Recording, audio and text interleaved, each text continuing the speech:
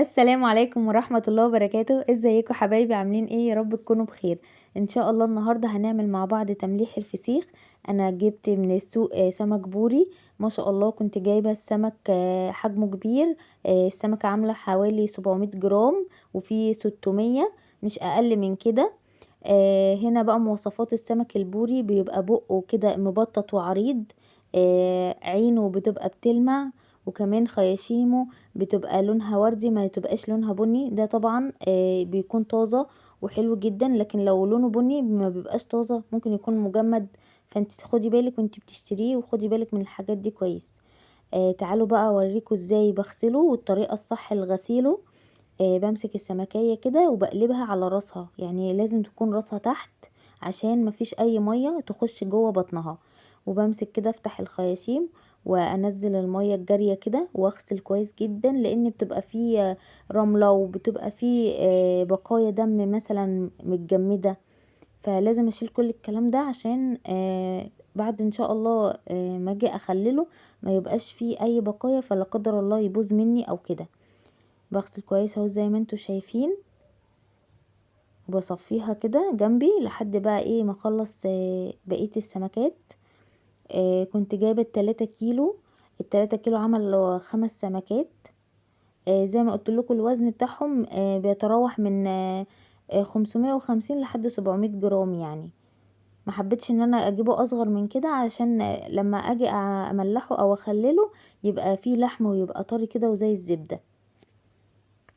خلاص زي ما انتوا شايفين انا خلصت الكمية.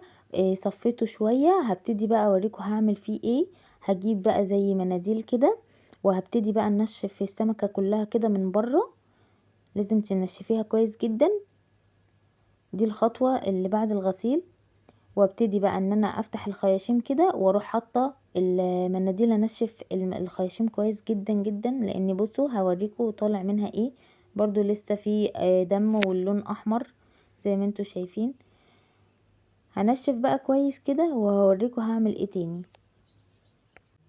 اهم حاجة بقى وانتي بتنشفي كده ما تحاوليش ان القشور اللي هي على السمكة ما تقعش. ما انتي وانتي مثلا بتغسليها ما تشيليهاش، لان القشور اللي على جلد السمك ده هو اللي بيحافظ عليه. اهو زي ما انتوا شايفين مسكت كده برضو السمكة التانية كده. هخلص كده الكمية كلها وهوريكم انا عملت فيها ايه. آه هبتدي ان انا اسيبها بقى تتصفى كده. اهو زي ما انتوا شايفين انا هنا كان عندي الصندوق ده. كان مفيش حاجة عندي يعني على قد السمك اصفي فيها، فروحت موقفاه هو كده. استخدمتها بصراحة يعني زي اعادة تدوير كده. مسكت السمكة كده سبتها بتاع 3 4 ساعات تنزل كل المية اللي جواها. وانتوا لو خدتوا بالكم ان السمكة جلدها نشف وشد. اهو هبتدي برضو ان انا اجيب المناديل كده بعد ما خلاص بقى عدينا بتاع 3 4 ساعات كده. هي المناديل كانت معكساني مش عايزة تطلع. فتحت كده الخياشيم وهبتدي بقى ان انا اكبس المناديل دي جوه الخياشيم كويس جدا، وهرجعها تاني اوقفها على راسها. اهو حطيت بقى مناديل في الناحية التانية، وهروح بقى ركناها كده احطها. جبت كده زي شفشق وحطيت السمكة فيه. بس للأمانة انا عملت كده، وبعد كده رجعت هتشوفوا يعني ان انا رحت مرجعاها تاني في الباسكت اللي انا حاطاه فيها ده اللي هو الشبك. لان حسيت ان هما اما اتحطوا في الشفشق زي ما ضيق عليهم، فابتدوا ان هما يطروا تاني. فما كانش فيه يعني تهوية جيدة زي طبعا الصندوق الشبك ده. اهو شايفين انا حطيتهم كده. عملت بقى بقية الكمية زي ما انتوا شايفين. او بنشف كويس جدا عشان انا مش عايزة ان يكون فيه دم. بس هو كده كده انا هسيب برضو المناديل فيها لتاني يوم. هنا انا طبعا لما لقيت زي ما بقولكوا كده الطريقة بتاعت الشفاشق دي ما نفعتش، فرجعتها هنا في الشبكة دي. كانت حلوة جدا وجيدة التهوية وكده. زي ما انتوا شايفين بوريكم السمكة لما قعدت لتاني يوم نشفت خالص ونزلت كل المية اللي جواها. هبتدي بقى ان انا اشيل المناديل كده اهو. خلاص بقى كان الدم بقى صفى خالص. طبعا دي تاني مرة كنت احط فيها مناديل. كنت حاطة المناديل اللي انا حطيتها معاكم قبل كده شلتها كانت مليانة، فحطيت مناديل غيرها يعني لحد ما صفت الدم خالص. ما تنسونيش بقى في اللايك والاشتراك، وكمان فعلوا زر الجرس عشان يوصل لكم كل جديد، واكتبوا لي كومنت حلو كده منكم عشان تحفزوني انزل لكم كل الفيديوهات وكل الافكار اللي عندي. نشفنا الخياشيم زي ما انتوا شفتوا كده كويس. وما تنسوش اهم حاجة بق السمكة، بق السمكة لازم يتنشف كويس جدا جدا. عشان برضو ممكن لا قدر الله يكون هو سبب في بوظان الفسيخ او ان هو يفسد. جبت زي ما انتوا شايفين هنا ده ملح رشيدي كمية مناسبة، يعني حوالي مثلا نص كيلو، ممكن ما نحطهوش كله على حسب السمكة هتتحشي قد ايه. وحطيت عليه معلقتين شطة كبار، اهم حاجة الشطة لان الشطة دي مادة حافظة بتحافظ لك على السمكة من اي فشل يعني او حاجة زي كده بقى. فانا جبت كده زي ما انتوا شايفين الملح، فتحت الخياشيم اهو وابتديت ان انا اكبسها كويس جدا. ما تقوليش الكمية بتاعت الملح كبيرة او هيملح الفسيخ او حاجة. ما فيش الكلام ده خالص، الملح الرشيدي ما بيملحش. الكلام ده لو حد عمله بملح ناعم، وهو اصلا الفسيخ ما بيتعملش بملح ناعم خالص. يعني يقولك نعمله بملح ناعم ده لا. بحشي برضو كده زي ما انتوا شايفين بق السمكة، لازم احشي بق السمكة كويس جدا. هعمل بقى الكمية كلها زي ما انتوا شايفين كده. اهم حاجة بقى تنزلي بقى انت كده بسرعة وما تتأخريش. اول ما تشوفي الفيديو ده تنزلي كده تاني يوم تروحي تجيبي السمك البوري وتعمليه عشان ان شاء الله تلحقي تاكليه قبل العيد او على العيد. هو قبل العيد كده كده هيبقى لسه رمضان. زي ما انتوا شايفين انا جبت كده شنط كبيرة بعد ما خلصت كده وحشيت كل الكمية اللي عندي. هجيب بقى شنط كده. بصي لمي كل الشنط اللي عندك يعني ما تستخسريش.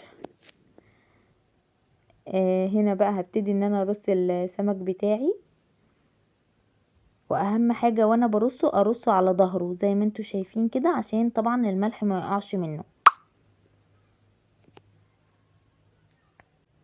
هنا بقى جيت احط السمكة التانية كده.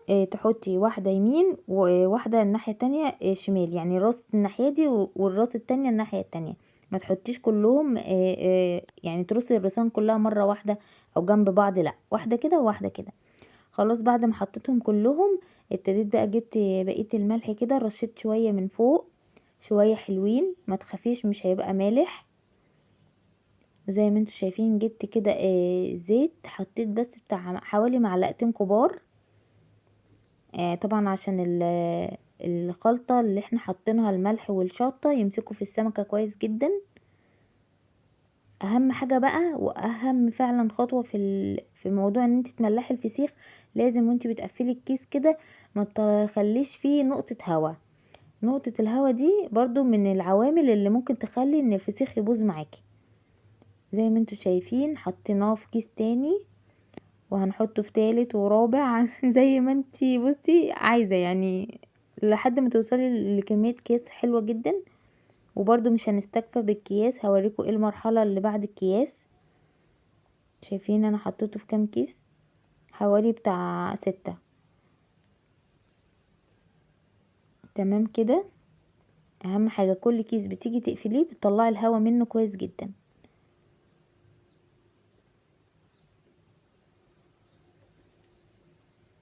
هنا كنت تعبت من كتر الاكياس صراحة. بس اهم حاجة زي ما بقولكوا كده تدوسي عليه عشان الهوا كله يطلع. خلاص هنا بقى دي المرحلة التانية، بجيب الاسترتش راب واروح حطاه ولازم الفه بيه اللي هو اكمره جامد، يعني ان هو ما يبقاش فيه اي طريق ان يوصل له اي هوا. زي ما بيقولوا كده هنحنطه. هنا طبعا انتوا عارفين ان الاسترتش راب ده بيبقى رخم جدا في التعامل، فكنت بوقف الفيديو وارجع افكه وارجع اعمله تاني. بس زي ما انتوا شايفين كده لفيته كويس جدا. جبت بقى اخر حاجة كيس اسود كده حطيته فيه عشان يبقى ايه حاجة غامقة، هي يعني تبقى اخر يعني في الاكياس كلها تبقى شنطة سودا، واهم حاجة تكون نظيفة طبعا. زي ما انتوا شايفين كده خلاص خلصنا الحمد لله. هنحطه بقى في الصندوق ده ونقفل عليه، لازم يكون مقفول كويس جدا. هنسيبه بقى كده ان شاء الله لحد العيد واوريكم النتيجة باذن الله على العيد. ولو عجبكم الفيديو متنسونيش في اللايك والاشتراك وفعلوا زر الجرس عشان يوصلكم كل جديد. والسلام عليكم ورحمة الله وبركاته. نسيت اقولكم قبل ما اقفل الفيديو، كل يوم تفتحي عليه وتروحي قلبها على الناحية التانية